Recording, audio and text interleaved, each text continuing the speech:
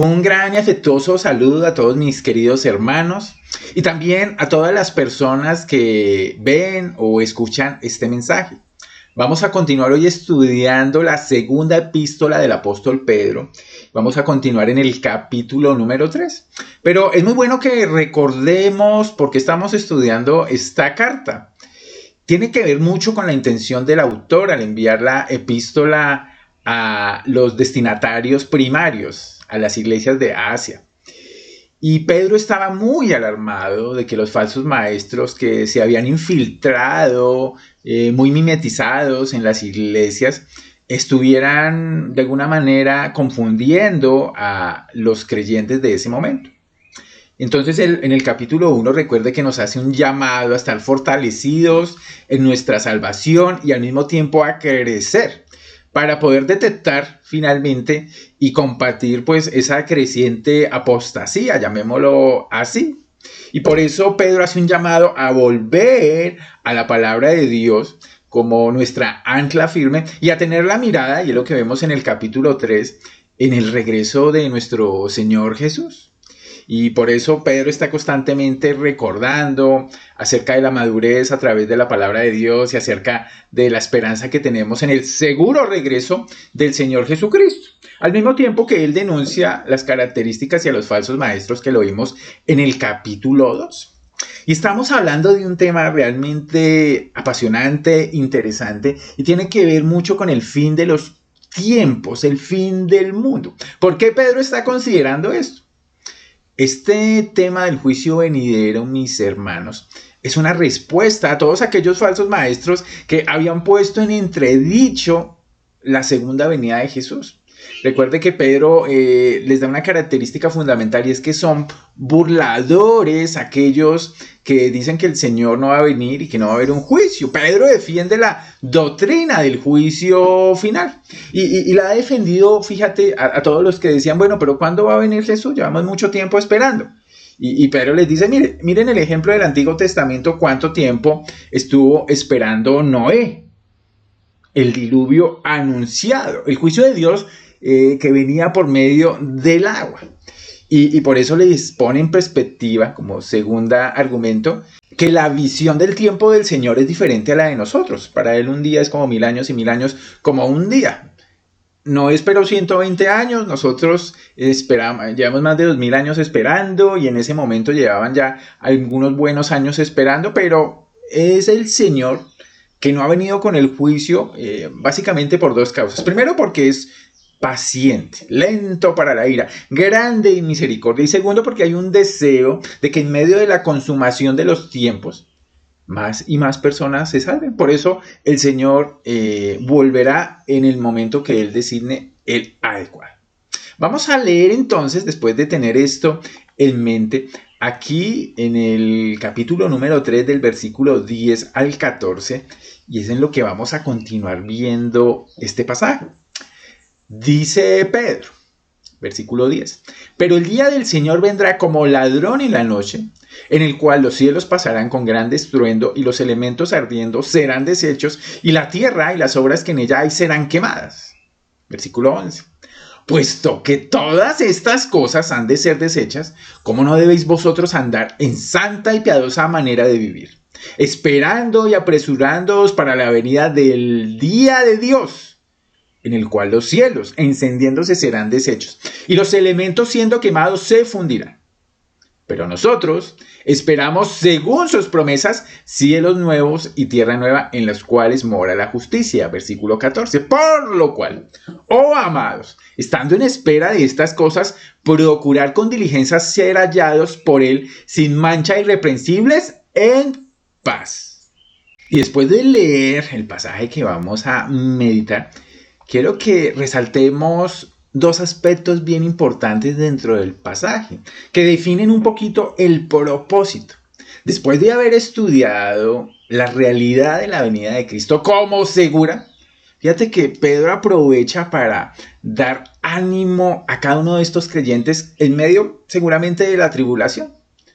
Y les dice que, puesto que todas estas cosas, versículo 11, han de ser deshechas, ¿cómo no debéis vosotros que andar en santa y piadosa manera de vivir? Y en el versículo 14, hablando de lo mismo, dice, procurad con diligencia ser hallados por él sin mancha, irreprensibles, en paz.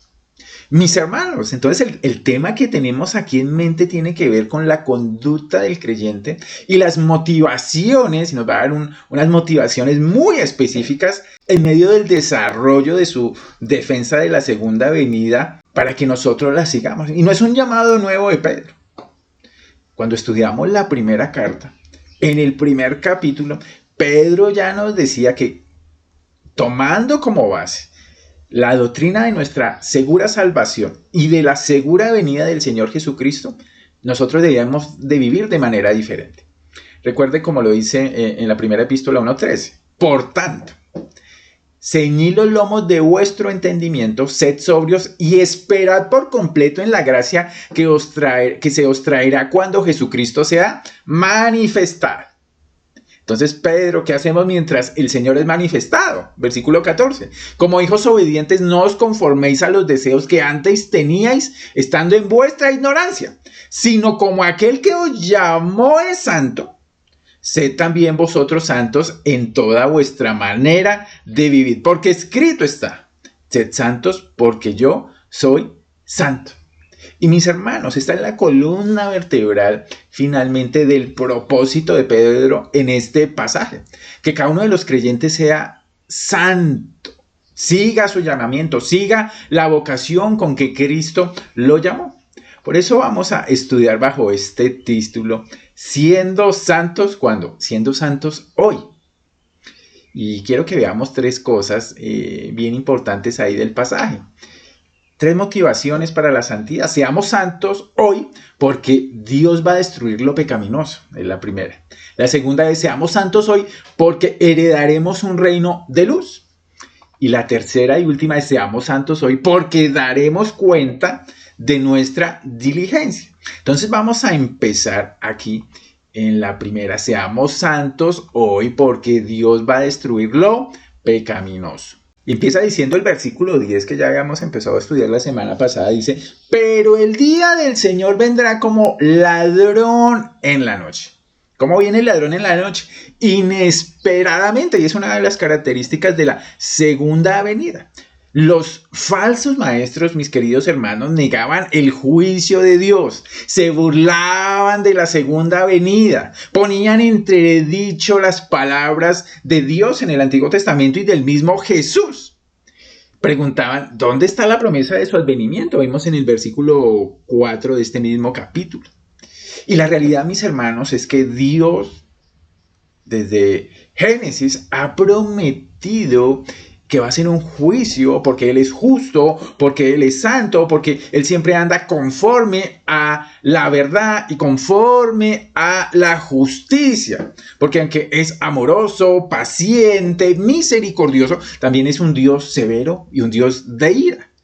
Y recuerdo Pablo como lo resume en Romanos 11, mira pues la bondad y la severidad de Dios en medio del contexto de su trato con su pueblo. Por eso la historia bíblica es una línea completa de hechos que se van desarrollando hacia un final. No es una historia cíclica como creían los griegos, no, es línea donde hay un comienzo, la creación, y la Biblia nos lo muestra en Génesis, hay un final, el Apocalipsis, hay una restauración completa. Y en medio de esa inesperada venida del Señor, quiero que señalemos tres cosas aquí importantes en este versículo, porque nos dice que va a haber un tiempo en que se va a destruir lo que no es bueno, lo que es pecaminoso. Y tiene que ver, mira, en el versículo 2 dice, en el cual los cielos, primero, pasarán con gran estruendo, segundo, los elementos ardiendo serán deshechos, y tercero, la tierra y todo lo que en ella está contenida serán quemadas, serán pasadas por fuego. Y es bien importante tener esto en cuenta, mis hermanos, porque a lo largo de la historia de la iglesia ha habido interpretaciones diferentes en cuanto a lo que quiere decir cada uno de estos elementos.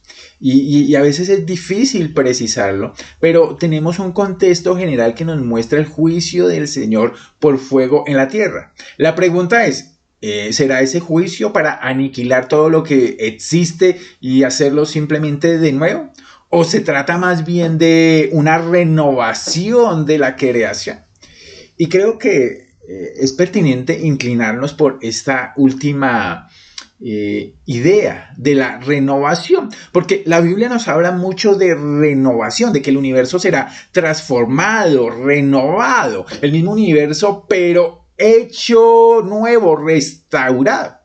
Y usted lo puede ver en lo que veíamos en este mismo capítulo acerca de los días de Noé, donde fue destruida totalmente la tierra. No, la tierra no fue destruida. Pasó por un proceso del diluvio, pero la misma tierra cambió, fue restaurada, se empezó a comportar de una manera diferente. Y cuando Noé salió del arca, finalmente pisó un mundo transformado.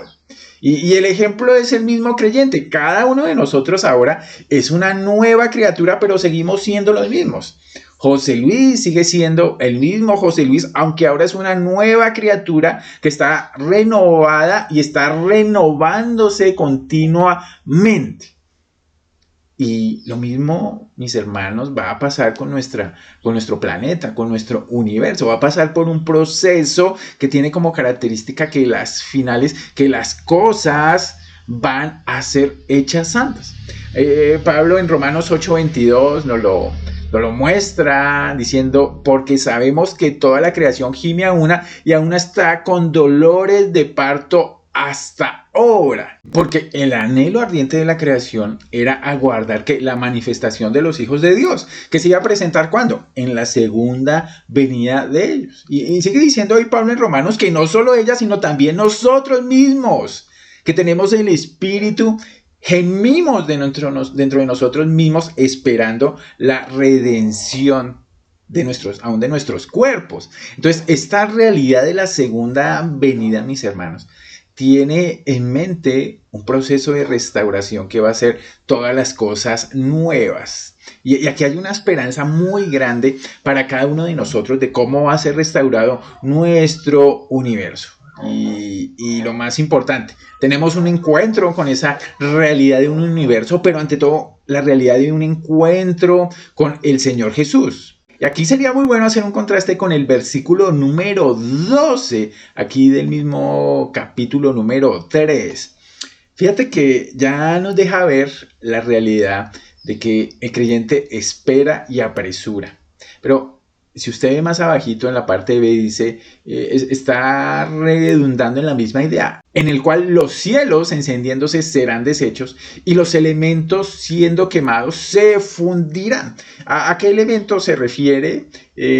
Finalmente a todos y cada uno de los elementos que conforman esta tierra. Y estos elementos que van a ser renovados aún incluyen a todas las personas en ese momento. Cómo la maldad y la pecaminosidad van a ser eliminadas. Fíjate lo que decía Malaquías en su profecía. Y dice: porque he aquí viene el día ardiente como un horno, y todos los soberbios y todos los que hacen el mal serán como paja.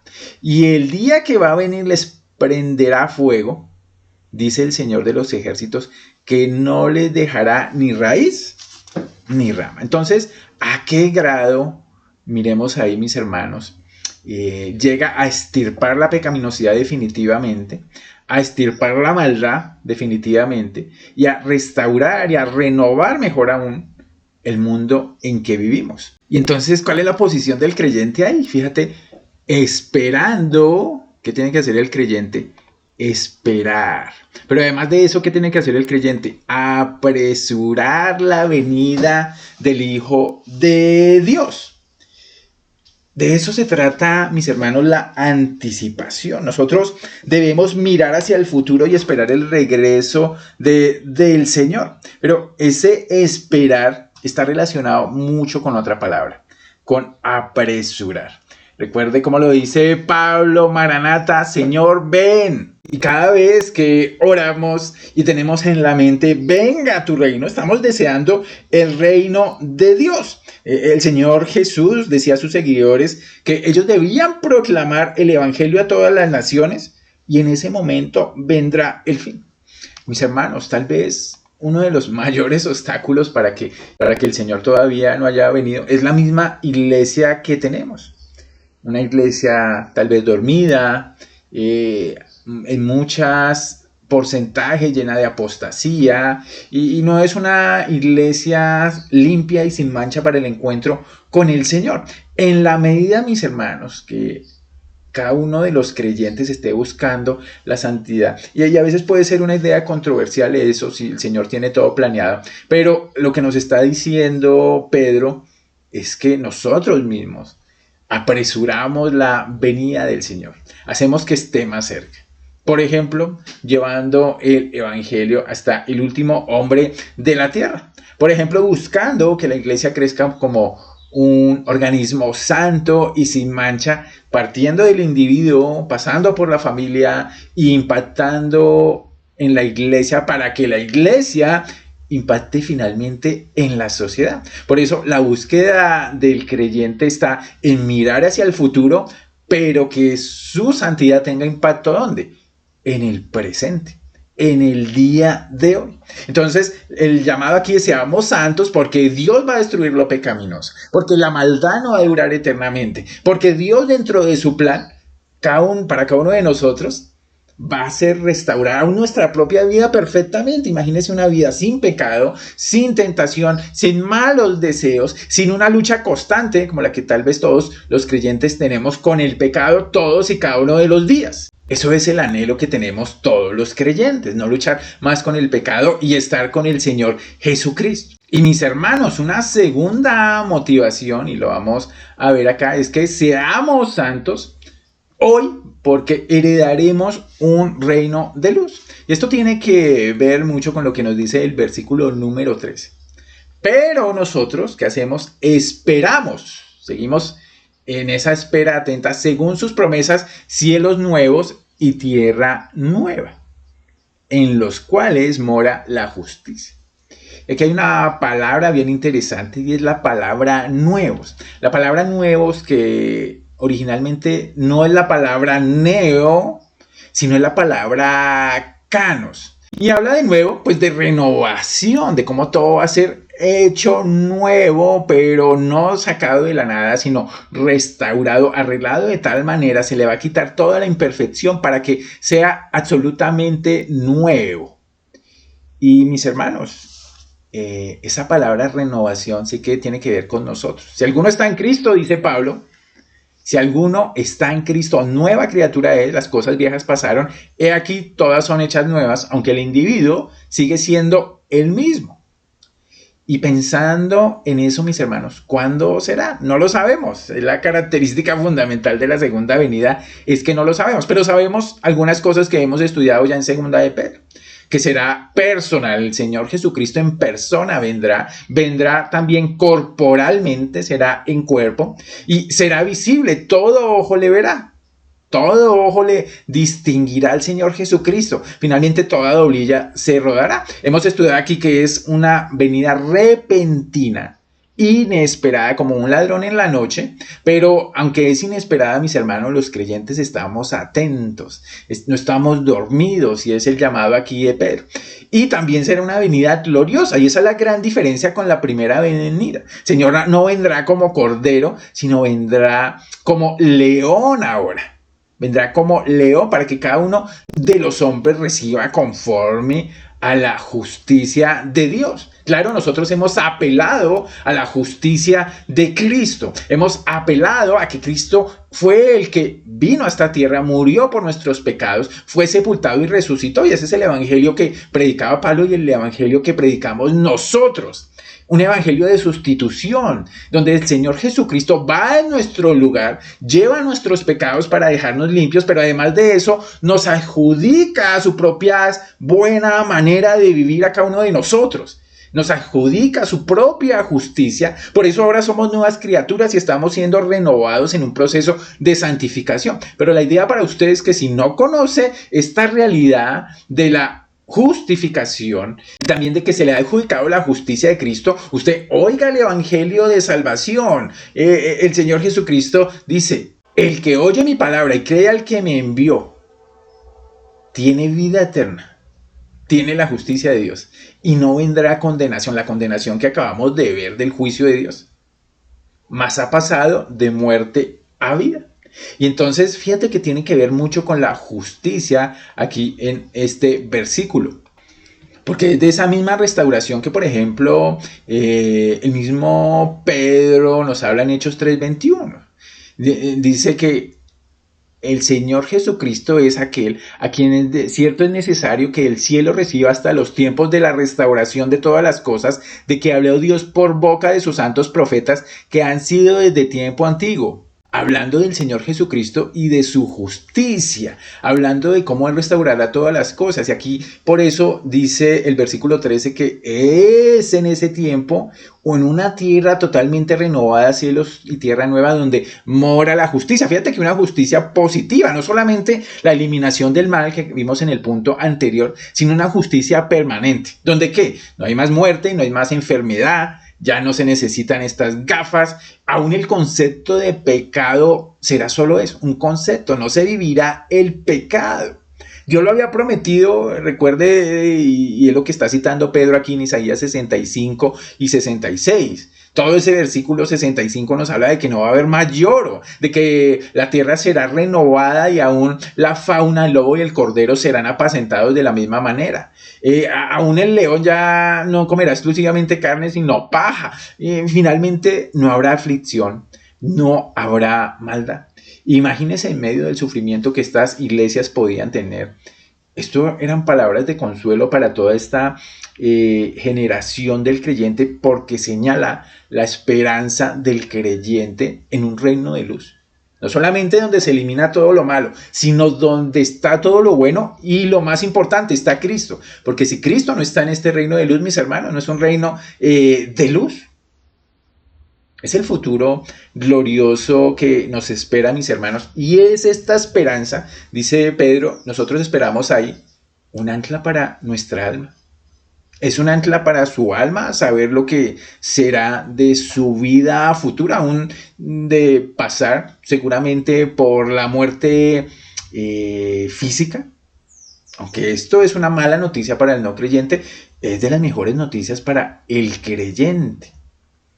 Entonces, mis hermanos, debemos ser santos porque Dios va a destruir lo pecaminoso, pero debemos ser santos porque estamos heredando un reino de luz que aún ya resplandece en nuestros corazones. Dice Pablo que en medio de esta generación perversa y maligna, cada uno de nosotros resplandece reflejando un poquito de ese reino que se consumará en el futuro, que se consumará cuando el Señor Jesucristo venga.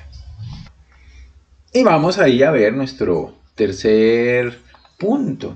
Seamos santos hoy porque daremos cuenta de nuestra diligencia.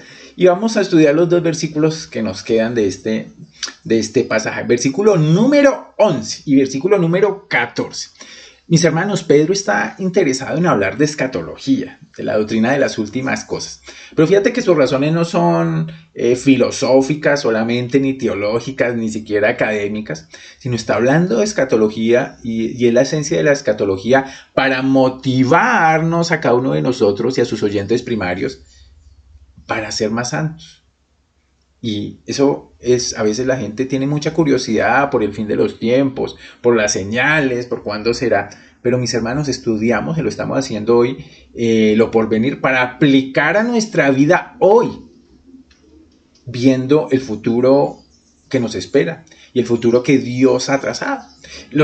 Ahí mismo, los falsos maestros, por tener una mala escatología, vivían inmersos en pecado, viviendo en libertinaje, y es la consecuencia natural de que uno piense que el Señor no volverá, de que no habrá un juicio. Y fíjate que el mismo apóstol Pablo está muy de acuerdo con Pedro, claro, inspirados por el Espíritu Santo.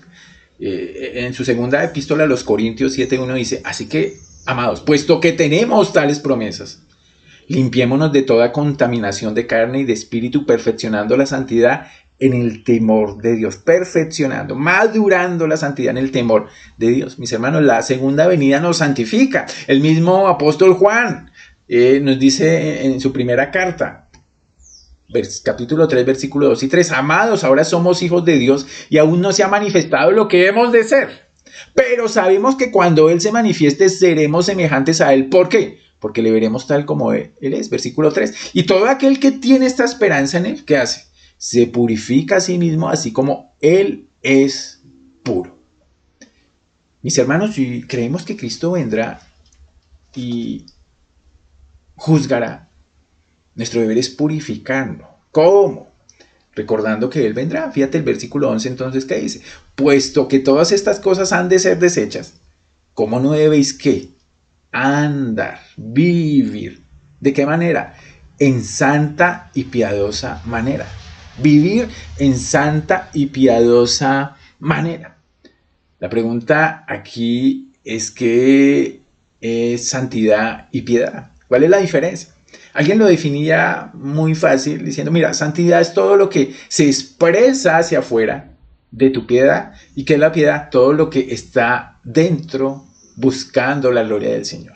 Entonces, la piedad se siembra, se cultiva, pero se expresa afuera en nuestras decisiones, en nuestra manera de hacer las cosas. ¿En qué? En santidad. Y aquí en el mismo versículo 14 sigue diciendo Pedro, y comparemos los dos versículos, por lo cual, oh amados, estando en espera de estas cosas, otra vez, la espera aquí es muy importante, la expectación, procuren con diligencia ser hallados por Él sin mancha e irreprensibles en paz. ¿Por qué? Porque, mis hermanos, habrá recompensa a la santidad. Habrá recompensa al servicio fiel. Y cuando estoy hablando de servicio no estoy hablando simplemente de lo que hacemos en una iglesia local. Estoy hablando de toda la vida del creyente, que es una vida de servicio donde se está midiendo su irreprensibilidad, donde se está midiendo cada uno de las áreas de su vida. Pero entonces la pregunta es, ¿de qué se trata hacer todas estas cosas? Santo, piadoso, irreprensible. Fíjese que Pedro ya nos ha dado una definición muy práctica, muy clara, muy metodológica de cómo ser más santo. Fíjese, vamos a estudiar y a recordar, porque esto ya lo estudiamos un poquito ahí en la segunda epístola 1, 5 al 7. Fíjate lo que dice. Él acaba de decir que Dios nos ha dado todo lo necesario, todas las herramientas, todos los medios para que crezcamos en santidad. ¿Qué tiene que hacer el creyente? Versículo 5. Vosotros también poniendo toda ¿qué? Lo que nos acaba de decir otra vez aquí en el versículo 14. Toda diligencia por esto mismo, añadid a vuestra fe. ¿Qué hay que añadir a vuestra fe? Dice virtud. ¿Qué es la virtud? Mis hermanos, la virtud, y lo recordamos, es la energía, el fuego, la pasión, el deseo por Dios. Y no hablo solamente de una pasión expresada en emociones. No, hablo de un deseo por buscar a Dios, por servir a Dios, por anhelar a Dios. ¿Cómo se despierta eso, mis hermanos? Finalmente, es un regalo del Espíritu en buscar las cosas de Dios, en avivar el fuego de nuestros corazones a través de los medios que Él nos ha dejado, de la palabra, de la oración, de la misma comunión de los hermanos. Pero además de eso, Pedro nos dice que a la virtud que hay que añadir conocimiento. Y aquí podemos hacer una evaluación y empezar a hacer una evaluación. Bueno, el último año de nuestra vida ha sido un crecimiento en santidad a que nuestra fe se le añada virtud. Deseo por Dios, y ese deseo por Dios vaya de la mano del conocimiento, y lo podemos hacer muy cuantitativo. Hemos crecido en el conocimiento de Dios, en nuestro manejo de la Escritura, en nuestra idea de quién es Dios, quién es Jesucristo, quién es el Espíritu Santo, qué es la iglesia. Fíjate que son todas cosas muy prácticas que tienen que ver con nuestra profundización en este libro maravilloso. O por el contrario, me he alejado de este libro, lo veo cada 8 días, tal vez en una reunión, o ni siquiera eso, ni siquiera hay un acercamiento a la palabra de Dios, mis hermanos. Pedro dice que es indispensable el conocimiento, y no porque el conocimiento lo sea todo, pero es la herramienta que nos ha dado el Señor. Además de eso, Pedro nos dice que a la virtud del conocimiento añadamos que dominio propio. Y la pregunta es, ¿estamos ganando batallas contra el pecado? Tal vez contra ese pecado que antes nos ataba, o somos fácilmente seducidos por lo mismo una y otra vez. Alguien lo llamaba músculo espiritual. El ejercicio de la virtud del conocimiento genera músculo y fuerza para estar preparados para la batalla, para la carrera, dice Pablo, que se corre con estrategia, que se corre con los ojos puestos en la meta, que se corre con disciplina. ¿Estamos firmes, mis hermanos, en contra de Satanás? ¿O por el contrario, la cuestión del dominio propio ha permanecido igual o tal vez hasta ha disminuido? Además dice Pedro, al dominio propio añadan paciencia. Mis hermanos, ¿es la segunda venida una realidad en la que pensamos constantemente? ¿Afecta nuestra vida en algo o nos da igual esto de la segunda venida y simplemente se volvió un concepto?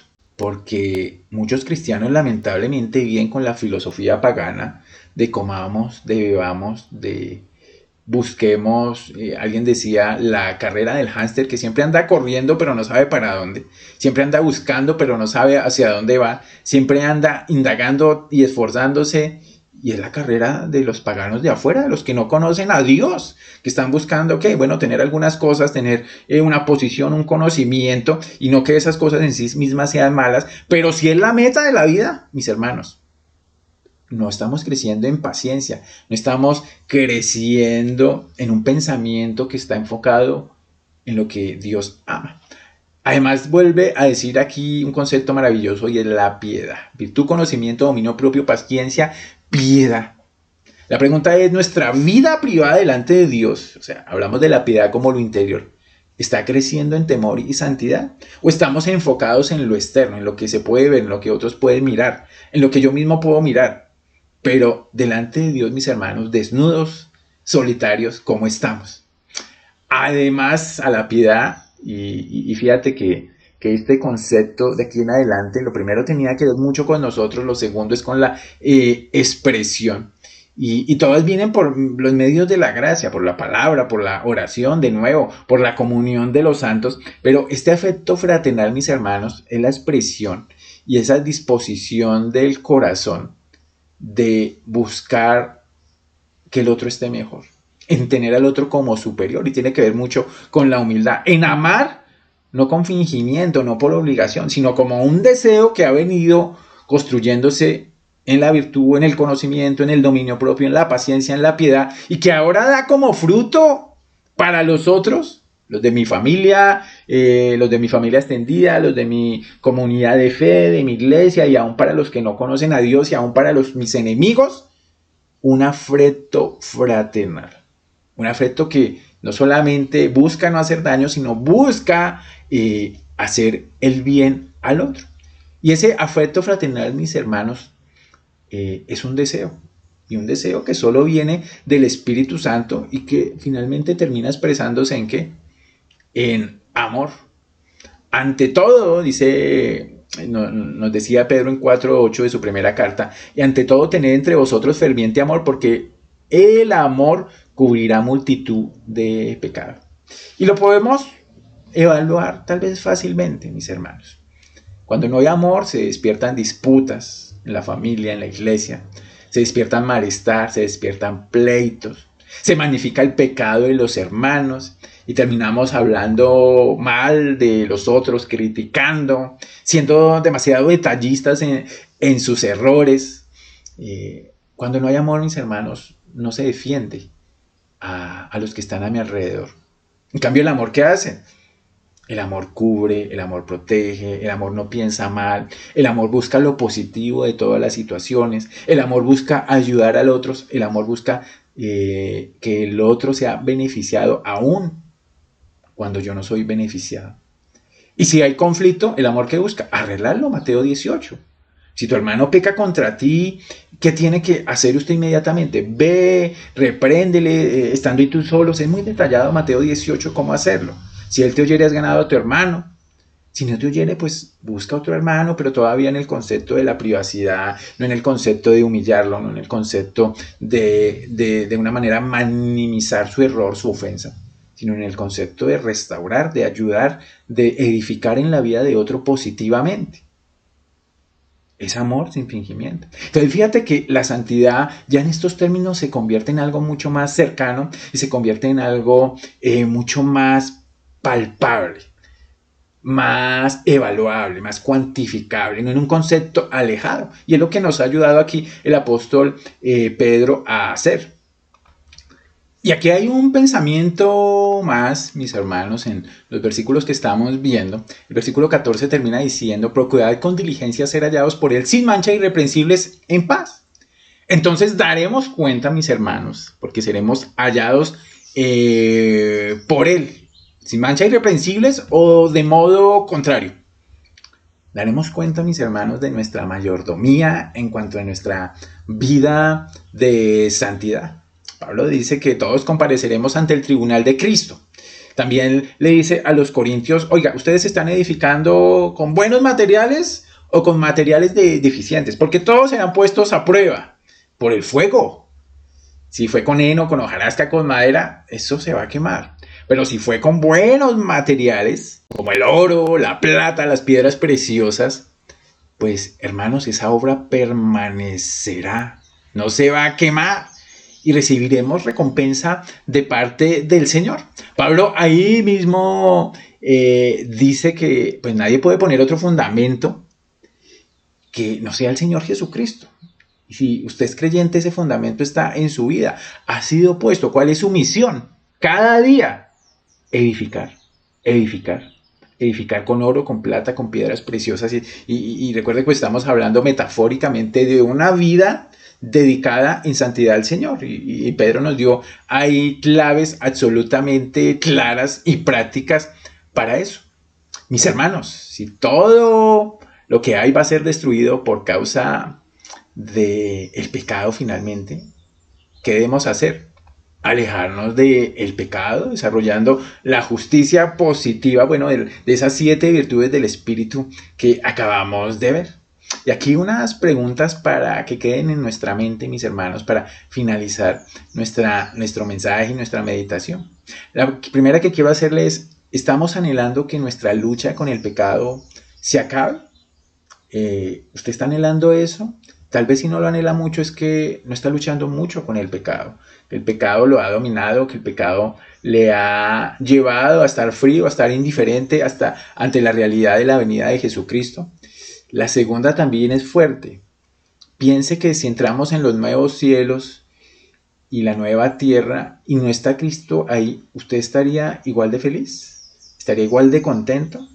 Porque mis hermanos, tal vez muchos anhelamos que no haya maldad, que haya justicia, que haya todas estas cosas buenas, pero si usted va a lo profundo de su corazón, su mayor anhelo es encontrarse con el Señor Jesucristo y disfrutarle eternamente para siempre, o tal vez solo disfrutar de las bendiciones de todo lo hermoso de una tierra renovada, las bendiciones de que no habrá maldad, justicia, enfermedad, muerte y lloro, o ante todo que allí va a estar Jesús. Piense en eso. Y la última, está la realidad de que Cristo vendrá y recompensará tu santidad en tu pensamiento. Y la pregunta es si está constantemente eso en nuestro pensamiento. Porque si no lo está, mis hermanos, como dice Pedro y como estudiamos, lo primero es buscar a nuestra fe, añadir virtud. Deseo por el Señor, deseo por buscar lo que Él busca, por anhelar lo que Él anhela. Y entonces así, mis hermanos, concluimos este mensaje de siendo santos hoy. Siendo santos hoy, mirando la condición futura de cada uno de nosotros y esperando anhelantes y expectantes lo que hará el Señor. Recuerde, vimos: seamos santos hoy porque Dios va a destruir lo pecaminoso. Seamos santos hoy porque heredaremos un reino de luz. Seamos santos hoy porque daremos cuenta de nuestra diligencia. Mis hermanos, eso era lo que quería compartirles en este día. Un abrazo fuerte para cada uno de ustedes. Que el Señor los continúe bendiciendo. Nos veremos